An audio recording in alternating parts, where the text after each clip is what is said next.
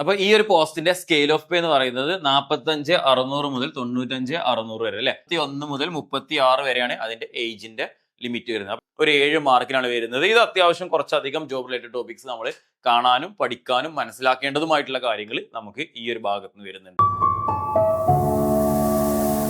Hi all, welcome to competitive cracker. ഞാൻ നിയാസ്. അപ്പോൾ നമ്മളുടെ ടെക്നിക്കൽ എക്സാമുകൾക്ക് വേണ്ടി വെയിറ്റ് ചെയ്യുന്ന ആളുകൾക്ക് വേണ്ടിയിട്ട് ഇനി ഏറ്റവും ഇമ്പോർട്ടൻ്റ് ആയിട്ട് നമുക്ക് വരാനുള്ള ഒരു എക്സാം എന്ന് പറഞ്ഞാൽ AMVI ആണ് അല്ലേ, അസിസ്റ്റന്റ് മോട്ടോർ വെഹിക്കിൾ ഇൻസ്പെക്ടർ. നമ്മുടെ മോട്ടോർ വെഹിക്കിൾ ഡിപ്പാർട്ട്മെന്റിലോട്ടുള്ള അസിസ്റ്റന്റ് മോട്ടോർ വെഹിക്കിൾ ഇൻസ്പെക്ടർ. അപ്പോൾ നമുക്ക് അതിൻ്റെ ഒരു നോട്ടിഫിക്കേഷൻ ഉടനെ നമുക്ക് പ്രതീക്ഷിക്കാം എന്ന് നമ്മൾ കുറച്ച് മുന്നേ ആയിട്ടുള്ള വീഡിയോകളൊക്കെ പറഞ്ഞിട്ടുണ്ടായിരുന്നു. ആ നോട്ടിഫിക്കേഷൻ വരുന്നതുമായി ബന്ധപ്പെട്ടുള്ള ചെറിയൊരു വീഡിയോ ആണ് ഇന്നത്തെ ഈ ഒരു സെക്ഷനിലോട് ഉദ്ദേശിക്കുന്നത്. അപ്പോൾ നമ്മളുടെ നോട്ടിഫിക്കേഷന് നമുക്ക് ഈ ഒരു വർഷത്തിൽ ഒരു ഏപ്രിൽ മെയ്യോട് കൂടി തന്നെ നോട്ടിഫിക്കേഷൻ പ്രതീക്ഷിക്കാം. കാരണം പല ആളുകളും നമ്മൾ RTI കൊടുത്തതിന്റെ ഭാഗമായിട്ട് കിട്ടിയിട്ടുള്ളത് എന്ന് പറഞ്ഞു കഴിഞ്ഞാൽ ഈ ഒരു ഏപ്രിൽ അവസാനത്തോട് കൂടിയിട്ട്, അതായത് നമുക്ക് ഇനി ഒരു 2-3 മാസങ്ങൾക്കുള്ളിൽ തന്നെ AMVIയുടെ പുതിയ നോട്ടിഫിക്കേഷൻ വരും എന്നുള്ളതാണ്. നിലവിലുള്ള AMVIയിലെ റാങ്ക് ലിസ്റ്റും കാര്യങ്ങളൊക്കെ നിലവിലുണ്ട്. അപ്പോൾ അതിന്റെ ഡീറ്റെയിൽസും കാര്യങ്ങളൊക്കെ നമ്മൾ ഇതുമായി ബന്ധപ്പെട്ടുള്ള തുടർച്ചയായിട്ടുള്ള വീഡിയോസുകളിൽ ഉൾപ്പെടുത്തുന്നുണ്ട്. സോ നമുക്ക് ഒരു നോട്ടിഫിക്കേഷൻ വരികയാണെന്നുണ്ടെങ്കിൽ അതിന്റെ ഒരു എക്സ്പെക്റ്റഡ് നോട്ടിഫിക്കേഷൻ ഡീറ്റെയിൽസ് ആണ് നമ്മൾ ഫസ്റ്റ് പറയാൻ പോകുന്നത്. അപ്പൊ എങ്ങനെയായിരിക്കും ഒരു ഫസ്റ്റ് വരുന്നത് ഏകദേശം അതുമായി ബന്ധപ്പെട്ട് ഈ എക്സ്പെക്റ്റഡ് നോട്ടിഫിക്കേഷൻ ഡീറ്റെയിൽസ് എന്ന് പറയുന്നത് പ്രീവിയസ്ലി നടന്നിട്ടുള്ള നോട്ടിഫിക്കേഷനുമായി ബേസ് ചെയ്തിട്ടുള്ള കാര്യങ്ങളാണ് ഉൾപ്പെടുത്തിയിട്ടുള്ളത് കേട്ടോ. അപ്പോൾ ഫസ്റ്റ് നമുക്ക് നെയിം ഓഫ് ദി ഡിപ്പാർട്ട്മെന്റ് എന്ന് പറയുന്നത് മോട്ടോർ വെഹിക്കിൾ ഡിപ്പാർട്ട്മെന്റ് ആണ്. മോട്ടോർ വെഹിക്കിൾ ഡിപ്പാർട്ട്മെന്റിലോട്ടാണ് ഇതെടുക്കുന്നത്. നമ്മുടെ പോസ്റ്റിന്റെ പേര് അസിസ്റ്റന്റ് മോട്ടോർ വെഹിക്കിൾ ഇൻസ്പെക്ടർ എന്നാണ് അല്ലെ. ശരിക്കും ഈ ഒരു എക്സാമിന്റെ അല്ലെങ്കിൽ ഈ ഒരു പോസ്റ്റിന്റെ ക്വാളിഫിക്കേഷൻ എന്ന് പറയുന്നത് ഡിപ്ലോമയാണ്. ഇപ്പൊ ഡിപ്ലോമ മെക്കാനിക്കലോ അല്ലെങ്കിൽ ഡിപ്ലോമ ഓട്ടോമൊബൈലോ കഴിഞ്ഞ ആളുകൾക്ക് അല്ലെങ്കിൽ അതിന് തുല്യമായിട്ടുള്ള യോഗ്യതയുള്ളവർക്ക് ഈ ഒരു പോസ്റ്റിന് വേണ്ടിയിട്ട് അപേക്ഷിക്കാം. അപ്പൊ ജസ്റ്റ് നിങ്ങളും ചിന്തിച്ചാൽ മതി, ഡിപ്ലോമ കഴിഞ്ഞ ഒരാൾക്ക് കിട്ടാവുന്ന ഏറ്റവും മികച്ച ഒരു ജോലി എന്നുള്ളത് തന്നെ നമുക്ക് എന്ത് ചെയ്യാം, ഈ ഒരു പോസ്റ്റിൽ വേണ്ടിയിട്ട് നോക്കാം. അപ്പൊ ഈ ഒരു പോസ്റ്റിന്റെ സ്കെയിൽ ഓഫ് പേ എന്ന് പറയുന്നത് 45,600 മുതൽ 95,600 വരെ അല്ലെ. അതാണ് ഇതിന്റെ ഒരു സ്കെയിൽ ഓഫ് പേ എന്ന് പറയുന്നത്. ഇപ്പൊ നിലവിലുള്ള നോട്ടിഫിക്കേഷൻ പ്രകാരമുള്ള സ്കെയിൽ ഓഫ് പേ ആണ്. ഇനി പുതിയ ശമ്പള പരിഷ്കരണവും കാര്യങ്ങളൊക്കെ വരുന്ന സമയത്ത് സ്കെയിൽ ഓഫ് പേയും കാര്യങ്ങളൊക്കെ മാറാനുള്ള സാധ്യതയുണ്ട്. മെത്തേഡ് ഓഫ് അപ്പോയിന്റ്മെന്റ് എന്ന് പറയുന്നത് ഡയറക്റ്റ് റിക്രൂട്ട്മെന്റ് ആണ്. പിന്നെ അതിൽ ഏറ്റവും ഇമ്പോർട്ടന്റ് ആയിട്ടുള്ള ഒരു സംഭവം എന്ന് പറയുന്നത് ഏജ് ലിമിറ്റ് അല്ലെ. ഏജ് ലിമിറ്റ് 21 മുതൽ 36 വരെയാണ് അതിന്റെ ഏജിന്റെ ലിമിറ്റ് വരുന്നത്. അപ്പൊ 21 വയസ്സ് കംപ്ലീറ്റ് ആയ ആളുകൾക്കും അതോടൊപ്പം തന്നെ ഇതിന് പ്രിസ്ക്രൈബ്ഡ് പറയുന്ന ക്വാളിഫിക്കേഷൻസ് ഉണ്ട്. ആ ക്വാളിഫിക്കേഷൻ ഉള്ള ആളുകൾക്കും അപ് ടു 36 വരെയുള്ള ഏജ് ഉള്ള ആളുകൾക്ക് ഈ ഒരു പോസ്റ്റിന് വേണ്ടിയിട്ട് അപ്ലൈ ചെയ്യാൻ സാധിക്കും. നെക്സ്റ്റ് അടുത്തെന്ന് പറഞ്ഞതിൽ ഏറ്റവും ഇമ്പോർട്ടന്റ് ആയിട്ടുള്ള ഒരു കാര്യം എന്ന് പറയുന്നത് ഇതിന്റെ ക്വാളിഫിക്കേഷൻ തന്നെയാണ്. എന്താണ് ഇതിന്റെ ക്വാളിഫിക്കേഷൻ? അപ്പൊ നമുക്കിതിൽ ക്വാളിഫിക്കേഷനെ ഒരു 2-3 കാറ്റഗറി ആയിട്ട് തരംതിരിക്കാം. ഫസ്റ്റ് വൺ എന്ന് പറയുന്നത് എഡ്യൂക്കേഷണൽ ക്വാളിഫിക്കേഷൻ ആണ്. എഡ്യൂക്കേഷനിൽ അയാൾക്ക് വിദ്യാഭ്യാസപരമായിട്ട് ഉണ്ടായിരിക്കേണ്ട യോഗ്യത എന്താണെന്ന് കേട്ടോ. അതിൽ ഫസ്റ്റ് വൺ എന്ന് പറയുന്നത് SSLC അല്ലെങ്കിൽ ഇക്വലന്റ് ആയിട്ടുള്ള SSLC ഇക്വലന്റ് ആയിട്ടുള്ള കാര്യങ്ങൾ പാസ്സായിരിക്കണം എന്നാണ്. ഇപ്പൊ നമുക്ക് SSLC പാസ്സായിരിക്കണം എന്ന് സിമ്പിൾ ആയിട്ട് പറയാം. രണ്ടാമത്തെ എന്ന് പറയുന്നത് A diploma in automobile engineering or mechanical engineering. ഒരു 3 year diploma in automobile or mechanical engineering. അത് 3 വർഷത്തെ ഡിപ്ലോമ ആയിരിക്കണം. 3 വർഷത്തെ ഓട്ടോമൊബൈൽ ഓർ മെക്കാനിക്കൽ ഡിപ്ലോമ കഴിഞ്ഞ ആളുകൾക്ക് awarded by state board of technical education SBT എന്ന് പറയില്ലേ, നമ്മൾ ടെക്നിക്കൽ എഡ്യൂക്കേഷൻ ബോർഡിന്റെ കീഴിലുള്ള 3 വർഷത്തെ ഡിപ്ലോമ മെക്കാനിക്കലോ ഓട്ടോമൊബൈലോ കഴിഞ്ഞ ആളുകൾക്ക് ഈ പോസ്റ്റിന് മിനിമം യോഗ്യതയായി കണക്കാക്കും. അപ്പൊ അതിന്റെ ഹയർ ക്വാളിഫിക്കേഷൻ ആയിട്ട് വരുന്ന ആളുകൾക്കും ഈ എക്സാം എഴുതാൻ പറ്റും. എഞ്ചിനീയറിംഗ് BTech ലെവലിൽ ഇതിന്റെ മുകളിൽ ഹയർ ആയിട്ടുള്ള ആളുകൾക്കും എന്ത് ചെയ്യാൻ പറ്റും. അപ്പോൾ BTech ഓട്ടോമൊബൈൽ അല്ലെങ്കിൽ BTech മെക്കാനിക്കലും ഇതിന് ഇക്വലന്റ് ആണ്. ഇതിലെ കുറച്ചും കൂടി ഡീറ്റെയിൽ ആയിട്ട് നമുക്ക് ഈ നോട്ടിഫിക്കേഷനിൽ ക്വാളിഫിക്കേഷൻ എന്ന് പറയുന്നത് നമുക്ക് നോട്ടിഫിക്കേഷൻ വന്നതിന് ശേഷം അതിൽ കൊടുത്തിട്ടുണ്ടായിരിക്കും. ഇപ്പൊ കഴിഞ്ഞ തവണ തന്നെയാണെന്നുണ്ടെങ്കിൽ BVOC അതേപോലെ തന്നെ ടൂൾ ആൻഡ് ഡൈ എന്നിവയിലൊക്കെ ഉൾപ്പെടുത്തിയിട്ടുണ്ടായിരുന്നു. അപ്പൊ ആ കാര്യങ്ങളൊക്കെ തന്നെ അതിൽ എന്ത് ഉണ്ടാവും, നമ്മൾ നോട്ടിഫിക്കേഷൻ വരുന്ന അപ്ലൈ ചെയ്യുന്ന സമയത്ത് നമുക്ക് അതിൽ കാണാൻ സാധിക്കും. അതോടൊപ്പം തന്നെ ഇപ്പൊ ഒന്നാമത്തെ ക്വാളിഫിക്കേഷൻ നമ്മൾ SLC പറഞ്ഞു, ഡിപ്ലോമ കഴിഞ്ഞു. അതോടൊപ്പം തന്നെ മൂന്നാമത്തെ ഏറ്റവും ഇമ്പോർട്ടന്റ് ആയിട്ടുള്ള ഒരു കാര്യം എന്ന് പറയുന്നത് നമുക്ക് must hold a current valid driving licence. ഏതൊക്കെയാണ് ഡ്രൈവിംഗ് ലൈസൻസ് വേണം? അത് ഹെവി മോട്ടോർ വെഹിക്കിൾ ഡ്രൈവിംഗ് ലൈസൻസും ഹെവി മോട്ടോർ വെഹിക്കിൾ ഡ്രൈവിംഗ് ലൈസൻസും. അതായത് ഹെവി പാസഞ്ചറും ഹെവി ഗുഡ്സും രണ്ടും പറയുന്നുണ്ട്. Heavy passenger motor vehicle, heavy goods motor vehicle. ആദ്യ കാലങ്ങളിലൊക്കെ നമ്മളെ ലൈസൻസിൽ അങ്ങനെയാണ് കൊടുത്തിട്ടുണ്ടായിരുന്നത്. HPMV heavy passenger motor vehicle എന്നും ഹെവി ഗുഡ്സ് മോട്ടോർ വെഹിക്കിൾ എന്നായിരുന്നു കൊടുത്തിട്ടുണ്ടായിരുന്നത്. ഇപ്പൊ നമുക്ക് ട്രാൻസ്പോർട്ട് നോൺ ട്രാൻസ്പോർട്ട് എന്നുള്ള രീതിയിലാണ് ഇപ്പൊ വരാറ്. അപ്പൊ എന്തായാലും ഹെവി വാഹനങ്ങൾ ഓടിക്കാനുള്ള ലൈസൻസും ഉള്ള ഒരാൾക്കാണ് ഇതിന്റെ എഡ്യൂക്കേഷൻ ക്വാളിഫിക്കേഷൻ എന്ന് നമ്മൾ പറയുന്നത്. ഇപ്പൊ SSLC അതോടൊപ്പം തന്നെ മിനിമം ഡിപ്ലോമ ഓർ BTech അതോടൊപ്പം തന്നെ വരുന്ന ലൈസൻസും ഉണ്ടായിരിക്കണം. നെക്സ്റ്റ് എന്ന് പറയുന്നത് രണ്ടാമത്തെ ക്വാളിഫിക്കേഷൻ എന്ന് പറയുന്നത് ഫിസിക്കൽ ക്വാളിഫിക്കേഷൻ ആണ്. ഫിസിക്കൽ ക്വാളിഫിക്കേഷൻ അതായത് ഇതൊരു യൂണിഫോം പോസ്റ്റ് തന്നെ ആയതുകൊണ്ട് ഇതിന് ഫിസിക്കൽ ക്വാളിഫിക്കേഷൻ നിർബന്ധമാണ്. ഇതിൽ ഫിസിക്കൽ എഫിഷ്യൻസി ടെസ്റ്റ് ഇല്ല. അതായത് നമ്മളൊരു പോലീസിന്റെയോ അല്ലെങ്കിൽ ഒരു ഫയറിന്റെയോ ഒക്കെ ഒരു എക്സാം എഴുതുന്ന ഒരാൾക്ക് അറിയാൻ പറ്റും. അതിലൊരു ഫിസിക്കൽ എഫിഷ്യൻസി ടെസ്റ്റ് ഉണ്ടായിരിക്കും അല്ലെ, ഒരു 8 എണ്ണത്തിൽ 5 എണ്ണം പാസ്സാവുന്ന രീതിയിലൊരു ടെസ്റ്റ്. അപ്പൊ ഇതിലൊരു ഫിസിക്കൽ എഫിഷ്യൻസി ടെസ്റ്റ് ഇല്ല, ഫിസിക്കൽ മെഷർമെന്റ് മാത്രമേ വരുള്ളൂ. അപ്പൊ ഇതിൽ നമുക്ക് പറയുന്നത് എന്ന് പറഞ്ഞാൽ ഹൈറ്റും ചെസ്റ്റും ആണ് മെയിൻ ആയിട്ട്. അപ്പൊ മെയിൽ കാൻഡിഡേറ്റ്സിന് മിനിമം ഹൈറ്റ് 165 സെന്റിമീറ്റർ ഉണ്ടായിരിക്കണം. അതോടൊപ്പം തന്നെ chest 81 centimetre, just 81 centimetre plus 5 centimetre expansion. അപ്പൊ നമുക്ക് എത്രയാണോ മിനിമം ചെസ്റ്റിൽ മിനിമം 81 ഉണ്ടായിരിക്കണം. അപ്പൊ നമ്മൾ ചെസ്റ്റ് എക്സ്പാൻഡ് ചെയ്തിട്ട് 5 സെന്റിമീറ്റർ കൂടി നമ്മൾ എക്സ്പാൻഷൻ കാണിച്ചും കൊടുക്കേണ്ടതാണ്. ഫീമെയിൽ കാൻഡിഡേറ്റ്സ് ആകുമ്പോൾ ഹൈറ്റ് മാത്രമേ നോക്കുള്ളൂ, 152 സെന്റിമീറ്റർ മിനിമം ഹൈറ്റ് ഉണ്ടായിരിക്കണം. അപ്പോൾ 165 സെന്റിമീറ്ററിന് മുകളിൽ ഹൈറ്റ് ഉള്ള ആളുകൾക്ക് മാത്രമേ ഈ ഒരു പോസ്റ്റിന് വേണ്ടിയിട്ട് അപ്ലൈ ചെയ്യാൻ പറ്റുള്ളൂ. ദെൻ അതോടൊപ്പം തന്നെ ഇതിൽ SC/ST ആണെന്നുണ്ടെങ്കിൽ അതിനൊരു ചെറിയ റിലാക്സേഷൻ കൊടുത്തിട്ടുണ്ട്. ആ റിലാക്സേഷനും നമുക്ക് നോട്ടിഫിക്കേഷനിൽ കൃത്യമായിട്ടുണ്ടാവും.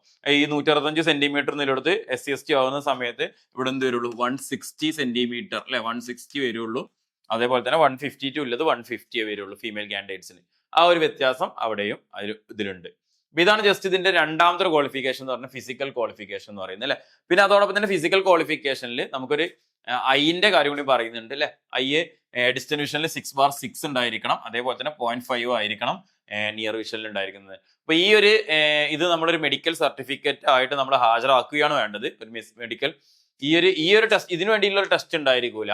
നമുക്ക് ഫിസിക്കൽ എഫിഷ്യൻസി ടെസ്റ്റിന് പകരം ഫിസിക്കൽ മെഷർമെന്റ് ടെസ്റ്റ് ഉണ്ടായിരിക്കും. അതോടൊപ്പം തന്നെ ഇത് നമ്മൾ ഇവര് പറയുന്ന രീതിയിലുള്ള ഒരു മെഡിക്കൽ സർട്ടിഫിക്കറ്റിന്റെ ഫോർമാറ്റിൽ എന്ത് ചെയ്യണം, നമ്മൾ കൊണ്ടുകൊടുക്കണം. നമ്മൾ ഫിസിക്കൽ മെഷർമെന്റിന് പോകുന്ന സമയത്ത് കൊണ്ടുകൊടുക്കുകയാണ് വേണ്ടത്. നെക്സ്റ്റ് നമുക്ക് ഈ ഒരു ഇതിൽ പറയാനുള്ള MBA ബന്ധപ്പെട്ട് പറയാനുള്ളത് നമുക്ക് ഇതിന്റെ സിലബസ് തന്നെയാണ്. ഒരു എക്സാമിന് വേണ്ടി പ്രിപ്പയർ ചെയ്യുന്ന ഒരാൾക്ക് നമ്മൾ നോട്ടിഫിക്കേഷൻ വന്നു കഴിഞ്ഞാൽ, നോട്ടിഫിക്കേഷൻ നമുക്ക് ഓക്കെ ആണെന്നുണ്ടെങ്കിൽ പിന്നെ അടുത്ത് നമ്മൾ ഏറ്റവും ഇമ്പോർട്ടന്റ് ആയിട്ട് നമുക്ക് അറിയേണ്ട ഒരു സാധനമാണ് അല്ലെ, സിലബസ് എന്ന് പറയുന്നത്. എന്തായിരിക്കും ഇതിന്റെ സിലബസ്? ഇപ്പൊ ഡിപ്ലോമ ഓട്ടോമൊബൈലും ഡിപ്ലോമ മെക്കാനിക്കലും പറ്റും എന്ന് പറഞ്ഞ സ്ഥിതിക്ക് തന്നെ ഇവരുടെ മാർക്കിന്റെ വെയിറ്റേജും അങ്ങനെ കൃത്യമായിട്ട് തന്നെയാണ് കൊടുത്തിട്ടുള്ളത്. അപ്പൊ നമ്മുടെ സിലബസ് എങ്ങനെയായിരിക്കും വരിക, അതുമായി ബന്ധപ്പെട്ട കാര്യമാണ് നെക്സ്റ്റ് നമ്മൾ പറയാൻ പോകുന്നത്. അപ്പൊ നമുക്ക് സിലബസിനെ നമുക്ക് 3ആയിട്ട് തിരിക്കാം. ഫസ്റ്റ് എന്ന് പറഞ്ഞാൽ മെക്കാനിക്കൽ ഭാഗത്തു നിന്നുള്ള ടോപ്പിക്സിന് ഒരു 40 മാർക്ക്, ഓട്ടോമൊബൈൽ ഭാഗത്തു നിന്നുള്ള ടോപ്പിക്സിന് ഒരു 40 മാർക്ക്, അതോടൊപ്പം തന്നെ ജോബ് റിലേറ്റഡ് ടോപ്പിക്സിന് ഒരു 20 മാർക്ക്. അങ്ങനെ 3 എണ്ണമായിട്ടാണ് നമുക്ക് എന്ത് ചെയ്തിട്ടുള്ളത്, തരം തിരിച്ചിട്ടുള്ളത്. ഇപ്പൊ 40, 40, 80, 20, 100. അപ്പോൾ ഓട്ടോമൊബൈലിലും മെക്കാനിക്കലിലും തുല്യ വെയിറ്റേജ് കൊടുത്തിട്ടുണ്ട്. അതോടൊപ്പം തന്നെ ജോബ് റിലേറ്റഡ് എന്ന് പറഞ്ഞു കഴിഞ്ഞാൽ നമ്മൾ ഈ ജോലിയുടെ സ്വഭാവമായി ബന്ധപ്പെട്ടുള്ളത്, മോട്ടോർ വെഹിക്കിൾ ഡിപ്പാർട്ട്മെന്റിൽ വർക്ക് ചെയ്യുമ്പോൾ നമുക്ക് അറിഞ്ഞിരിക്കേണ്ട നിയമങ്ങളും അതുമായി ബന്ധപ്പെട്ട കാര്യങ്ങൾ, ടാക്സ്, ലോസ്, പെനാൽറ്റീസ്, അങ്ങനെയുള്ള കാര്യങ്ങളൊക്കെ ഉണ്ടല്ലോ, ഡ്രൈവിംഗ് റെഗുലേഷൻസ്, ഈ കാര്യങ്ങളൊക്കെ തന്നെയാണ് ജോബ് റിലേറ്റഡ് ടോപ്പിക്സ് എന്നുള്ള ഭാഗത്ത് ഉണ്ടായിരിക്കുക. അപ്പൊ ഇത്രയാണ് നമുക്ക് സിലബസ് എന്ന് പറയുന്നത്. നമുക്ക് സിലബസ് കുറച്ചൊന്ന് ഡീറ്റെയിൽ ആയിട്ട് നോക്കാം. ഡീറ്റെയിൽ ആയിട്ട് എന്ന് പറഞ്ഞാൽ ഓരോ ടോപ്പിക്കും വെച്ചിട്ട് നോക്കുന്നില്ല, നമ്മൾ മനസ്സിലാക്കാൻ വേണ്ടിയിട്ട് കുറച്ച് ചെറുതായിട്ടൊന്ന് ഡീറ്റെയിൽ ആയിട്ട് നോക്കുകയാണ്. അപ്പോൾ ഫസ്റ്റ് എന്ന് പറയുന്നത് ഇതിലെ മെക്കാനിക്കൽ പാർട്ടും അതേപോലെ തന്നെ താഴെ ഞാൻ ഓട്ടോമൊബൈൽ പാർട്ടും കൊടുത്തിട്ടുണ്ട്. മെക്കാനിക്കലിന്റെ ഭാഗത്ത് നിന്ന് നമുക്ക് 4 മൊഡ്യൂളാക്കി തരം തിരിച്ചിട്ടുണ്ട്. ഈ 4 മൊഡ്യൂളുകളിലും ഓരോ മൊഡ്യൂളും വരുന്നത് 10 മാർക്ക് വെച്ചാണ്. ഫസ്റ്റ് നമുക്ക് 10 മാർക്ക് ഫ്ലൂയിഡ് മെക്കാനിക്സ് വരുന്നുണ്ട് അല്ലെ. Fluid mechanics and hydraulic machines നമുക്ക് 10 മാർക്ക് വരുന്നുണ്ട്. ഫ്ലൂയിഡ് മെക്കാനിക്സുമായി ബന്ധപ്പെട്ട കാര്യങ്ങൾ, അതേപോലെ അതിൽ കുറേ അധികം കാര്യങ്ങൾ നമ്മൾ പഠിക്കുന്നുണ്ടല്ലോ, നോച്ചും ഒറിഫേസും അതേപോലെ തന്നെ നമ്മൾ ടെർബൈനും കാര്യങ്ങളൊക്കെ പഠിക്കുന്നുണ്ടല്ലോ. അപ്പൊ ഇതെല്ലാം തന്നെ ഹൈഡ്രോളിക് മെഷീൻസിലും ഫ്ലൂയിഡ് മെക്കാനിക്സിലും ഉൾപ്പെടുന്നതിന് അതിന് നമുക്കൊരു 10 മാർക്കാണ് വരുന്നത്. പിന്നെ തെർമൽ എഞ്ചിനീയറിംഗ് നമ്മൾ പഠിക്കുന്ന തെർമോഡൈനാമിക്സ് അല്ലെ, തെർമോഡൈനാമിക്സ്, IC എഞ്ചിൻ, ആ ഭാഗങ്ങളൊക്കെ തന്നെ നമുക്ക് നെക്സ്റ്റ് ഒരു 10 മാർക്ക് വരുന്നുണ്ട്. ദെൻ നമ്മൾ അടുത്ത് വരുന്ന 10 മാർക്കാണ് സ്ട്രെങ്ത് ഓഫ് മെറ്റീരിയൽസ് വരുന്നത്. സ്ട്രെസ്സും സ്ട്രെയിനും ഒക്കെ കാര്യങ്ങളിൽ നമുക്ക് കാണാം. ബേസിക്കൽ കാര്യം മാത്രമേ പറയുന്നുള്ളൂ. സോ അതാണ് നമുക്ക് അടുത്ത 10 മാർക്കിന് വരുന്നത്. പിന്നെ മെഷീൻ എലമെന്റ്സ്, മെറ്റീരിയൽസ്, ബോയിലേഴ്സ്, അതായത് നമ്മുടെ ബിയറിങ്സും ആ കാര്യങ്ങളും എല്ലാം തന്നെ ഉൾപ്പെടുത്തിയിട്ട് ഒരു 10 മാർക്ക്. അങ്ങനെ 4 10കൾ കൂടിയിട്ട് 40 മാർക്കാണ് നമുക്ക് എന്ത് വരുന്നത്, മെക്കാനിക്കലിന്റെ പാർട്ടിൽ നമുക്ക് വരുന്നത്. മെക്കാനിക്കൽ അതേപോലെ തന്നെ 4 കൂടിയിട്ട് 10 മാർക്ക് നമുക്ക് ഓട്ടോമൊബൈലിൽ വെച്ചിട്ട് 40 മാർക്ക് വരുന്നത്. ഫസ്റ്റ് വരുന്നത് construction features of engine and related systems. എഞ്ചിനുമായി ബന്ധപ്പെട്ടുള്ള പാർട്സ് ഉണ്ടായിരിക്കും അല്ലെ, എഞ്ചിന് ഡിഫറെന്റ് പാർട്സ് ഉണ്ട്, അതിന്റെ കൺസ്ട്രക്ഷൻ ഫീച്ചേഴ്സ് ആണ് എഞ്ചിൻ പാർട്സും കാര്യങ്ങളായിട്ട് വരുന്നത്. പിന്നെ എഞ്ചിനുമായി റിലേറ്റ് ചെയ്തിട്ടുള്ള systems, lubrication system, cooling system, fuel system. അപ്പൊ ഈ ഒരു ഫസ്റ്റ് ഭാഗം എന്ന് പറയുന്നത് 10 മാർക്കിനാണെങ്കിൽ പോലും ഒരു വൈഡ് ആയിട്ടുള്ള ഏരിയയാണ്. ഓട്ടോമൊബൈലിന്റെ ഏകദേശം ഓൾമോസ്റ്റ് 50% ഓട്ടോമൊബൈൽ ഭാഗങ്ങൾ ഇവിടെ കംപ്ലീറ്റ് ആവുന്നുണ്ട് നമ്മൾ പഠിക്കുന്നത്. ദെൻ നെക്സ്റ്റ് നമുക്ക് വരുന്നത് ചേസിസ് ആണ്. ചേസിസ് എന്ന് പറയുന്ന സമയത്ത് ചേസിസ്, സസ്പെൻഷന്, ബ്രേക്ക് കാര്യങ്ങളൊക്കെ അടുത്തൊരു 10 മാർക്കിൽ വരും. Then transmission system and electrical system, വാഹനവുമായി ബന്ധപ്പെട്ടുള്ള ക്ലച്ച്, ഗിയർ ബോക്സ്, ഇലക്ട്രിക്കൽ സിസ്റ്റമായി ബന്ധപ്പെട്ടുള്ള ഡിഫറൻഷ്യൽ കാര്യങ്ങളൊക്കെ 10 മാർക്കിന് അടുത്ത ഒരു സെറ്റ് ആയിട്ടുണ്ട്. പിന്നെ ട്രാൻസ്പോർട്ടേഷൻ മാനേജ്മെന്റും modern technologies, motor vehicle act, അങ്ങനെയുള്ള ബേസിക് ആയിട്ടുള്ള കാര്യങ്ങളുണ്ടല്ലോ. അപ്പോൾ ട്രാൻസ്പോർട്ടേഷൻ മാനേജുമായി ബന്ധപ്പെട്ടുള്ള ഒരു 10 മാർക്ക്, അങ്ങനെ 4 10കൾ കൂടിയിട്ട് ഒരു 40 മാർക്കുമാണ് നമുക്ക് എന്ത് വരുന്നത് ഈ ഓട്ടോമൊബൈലിന്റെ പാർട്ടിൽ സിലബസിൽ വരുന്നത്. ദെൻ നെക്സ്റ്റ് നമുക്ക് അടുത്തതെന്ന് പറയുന്നത് ജോബ് റിലേറ്റഡ് ടോപ്പിക്സ് ആണ്. ജോബ് റിലേറ്റഡ് ടോപ്പിക്സ് നമുക്ക് ടോട്ടലി വരുന്നത് 20 മാർക്കിനാണ്. 20 മാർക്കിനാണ് ജോബ് റിലേറ്റഡ് ടോപ്പിക്സ് ഉള്ളത്. ആ 20 മാർക്കിൽ 10 മാർക്കും 10 മാർക്കും ആയിട്ട് തരംതിരിച്ചിട്ടുണ്ട്. ആ 10 മാർക്കിനെ തന്നെ 5 മാർക്കും 5 മാർക്കായി ഡിവൈഡ് ചെയ്തിട്ടുണ്ട്. ഫസ്റ്റത്തെ 10 മാർക്ക് എന്ന് പറഞ്ഞാൽ topic based on driving licence. Driving ലൈസൻസുമായി ബന്ധപ്പെട്ടിട്ടുള്ള ടോപ്പിക്സ് ആണ്. അതിൽ ഫസ്റ്റ് വരുന്നത് motor vehicle driving regulations. Motor vehicle driving regulations 2017 base ചെയ്തിട്ട് 5 മാർക്കിന് ക്വസ്റ്റ്യൻ ഉണ്ടാവും. അപ്പോൾ 5 ക്വസ്റ്റ്യൻസ് ആ ഒരു മോട്ടോർ വെഹിക്കിൾ ഡ്രൈവിംഗ് റെഗുലേഷൻസിനെ ബേസ് ചെയ്തിട്ടാണ് വരുന്നത്. രണ്ടാമത്തത് മോട്ടോർ വെഹിക്കിൾ ആക്ട് 1988 ബേസ് ചെയ്തിട്ട് ലൈസൻസിങ്, ചാപ്റ്റർ 2 മോട്ടോർ വെഹിക്കിൾ ആക്ടിലെ ചാപ്റ്റർ 2 ബേസ് ചെയ്തിട്ട്, അതായത് licensing of drivers of motor vehicles എന്നുള്ള ഭാഗത്ത് നിന്ന് നമുക്ക് അടുത്ത ഒരു 5 മാർക്കിനും വരും. അപ്പൊ അങ്ങനെ ഒരു 10 മാർക്കാണ് ഇവിടെ ജോബ് റിലേറ്റഡ് ടോപ്പിക്സ് വരുന്നത്. അതോടൊപ്പം തന്നെ ജോബ് റിലേറ്റഡ് ടോപ്പിക്സ് അടുത്ത 10 മാർക്ക് തന്നെ മോട്ടോർ വെഹിക്കിൾ ആക്ടിൽ ഒരു 7 മാർക്ക്. മോട്ടോർ വെഹിക്കിൾ ആക്ടിലെ കുറച്ചധികം ചാപ്റ്റേഴ്സ് സ്പെസിഫൈ ചെയ്ത് പറഞ്ഞിട്ടുണ്ട്, എല്ലാ ചാപ്റ്റേഴ്സും ഇല്ല. മോട്ടോർ വെഹിക്കിൾ ആക്ടിൽ നമുക്ക് 14ഓളം ചാപ്റ്റർ വരുന്നുണ്ട്, ഒരെണ്ണം ഒമിറ്റ് ചെയ്ത് കളഞ്ഞിട്ടുണ്ട് എങ്കിലും അതിൽ നിന്ന് കുറച്ച് ചാപ്റ്റേഴ്സ് പറയുന്നുണ്ട്. മെയിൻ ആയിട്ട് പഠിക്കേണ്ടത് ചാപ്റ്റർ 8ഉം അതേപോലെ തന്നെ ചാപ്റ്റർ 13ഉമാണ്. കൺട്രോൾ ഓഫ് ട്രാഫിക്കും പെനാൽറ്റി ഒഫൻസസും ആണ് അപ്പൊ മെയിൻ ആയിട്ട് പഠിക്കേണ്ടത്. അപ്പൊ അതിൽ നിന്നും ഒരു 7 മാർക്കിനാണ് വരുന്നത്. ഇത് അത്യാവശ്യം കുറച്ചധികം ജോബ് റിലേറ്റഡ് ടോപ്പിക്സ് നമ്മൾ കാണാനും പഠിക്കാനും മനസ്സിലാക്കേണ്ടതുമായിട്ടുള്ള കാര്യങ്ങൾ നമുക്ക് ഈ ഒരു ഭാഗത്ത് നിന്ന് വരുന്നുണ്ട്. അടുത്തതെന്ന് പറയുന്നത് Kerala motor tax action act, നമ്മുടെ ടാക്സുമായി ബന്ധപ്പെട്ടതിൽ പർച്ചേസ് വാല്യൂ എന്താണ്, ഗ്രീൻ ടാക്സ് എന്താണ്, അങ്ങനെയുള്ള കാര്യങ്ങളൊക്കെ ഉണ്ടല്ലോ. അപ്പോൾ ടാക്സുമായി ബന്ധപ്പെട്ട കാര്യങ്ങൾ അതിൽ നിന്നൊരു 3 മാർക്കും, അങ്ങനെ ഇവിടെ 7 3 10 മാർക്ക് അവിടെയും വരും. ഇപ്പോൾ ജോബ് റിലേറ്റഡ് ടോപ്പിക്സ് ഒരു 20 മാർക്ക്. അപ്പോൾ മെക്കാനിക്കലിന്റെ പാർട്ടിൽ നിന്ന് നമുക്കൊരു 40 മാർക്ക്, ഓട്ടോമൊബൈലിന്റെ പാർട്ടിൽ നിന്നും ഒരു 40 മാർക്ക്, അതോടൊപ്പം തന്നെ ജോബ് റിലേറ്റഡ് ടോപ്പിക്സിൽ നിന്നും ഒരു 20 മാർക്ക്. ഇത്രയും കാര്യങ്ങളാണ് നമുക്ക് എന്തിൽ വരുന്നത് ഈ ഒരു എക്സാമിന് സിലബസ് ആയിട്ട് നമ്മൾ പ്രതീക്ഷിക്കേണ്ടത്. ഇതിപ്പോ പറഞ്ഞുകൊണ്ടിരിക്കുന്നത് നമ്മളെ പ്രീവിയസ്ലി നടന്ന എക്സാമിന്റെ സിലബസിനെ ബേസ് ചെയ്തിട്ടാണ്. വലിയ രീതിയിലുള്ള മാറ്റങ്ങളൊന്നും നമുക്ക് പ്രതീക്ഷിക്കേണ്ട.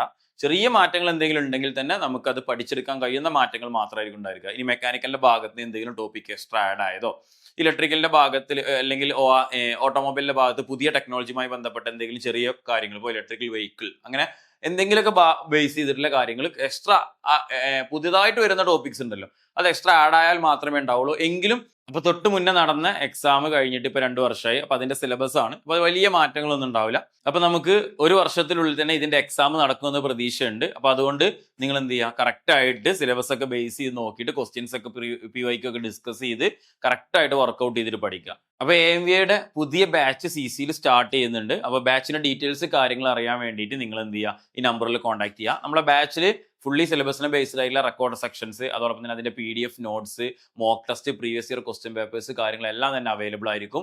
കൂടുതൽ ഡീറ്റെയിൽ അറിയാൻ വേണ്ടിയിട്ട് നിങ്ങൾക്ക് സ്ക്രീനിൽ കാണുന്ന നമ്പറിൽ കോൺടാക്ട് ചെയ്യാവുന്നതാണ്.